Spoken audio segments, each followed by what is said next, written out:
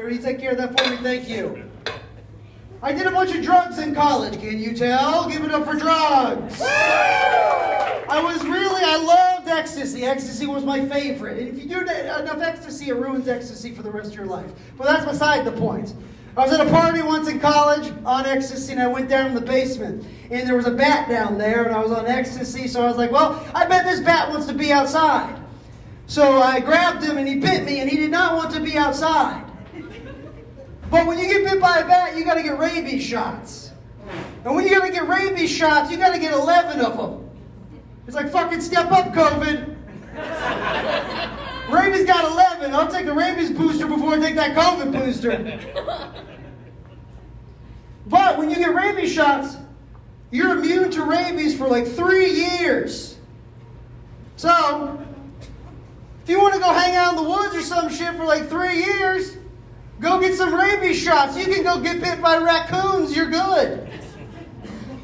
You can get bit by snakes, you're good.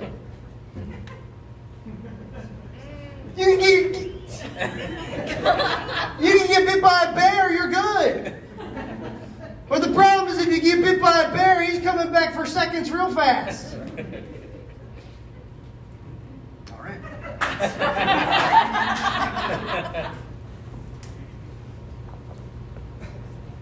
did go to college. I absolutely did. This guy's winning the audience competition right now, so guys, step up. If you're sexy and you know it, clap your hands. If you're sexy and you know it, clap your hands. If you're sexy and you know it, let that rock our cock show it. If you're sexy and you know it, clap your hands. All right, we're going to do the ladies now. Stay on board.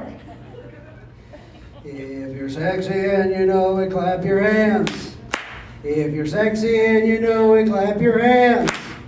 If you're sexy and you know it, let that personality that's so open and honest and vulnerable, that showed me how to be open and honest and vulnerable, which kind of made me uncomfortable at first because as a man in society, you're taught to shut that shit down, don't be emotional, go to the gym, lift weights, lift logs off of burning bodies, go to Austin, Texas, and eat raw oak meat with Joe Rogan. But you showed me it's okay to be vulnerable as a man. You showed me that what I was always looking for in drugs and alcohol was actually connection with another human being. The kind of connection that goes to show you there's a higher purpose to this all, a higher power, and you are not in control. You did that for me. You helped reconnect me with my father. After 10 years of not talking to him, because he always wanted me to be a lawyer, and I just want to be a chef, Dad. I just want to be a pastry chef and put tiny little flowers on tops of cakes, Dad.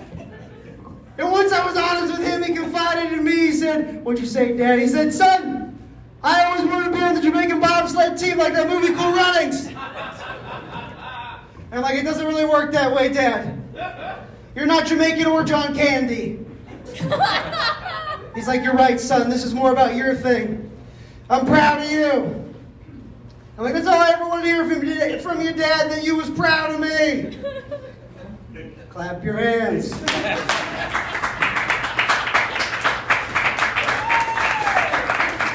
I usually close with that, but I got a minute left, so I'm not freaking done with you suckers yet.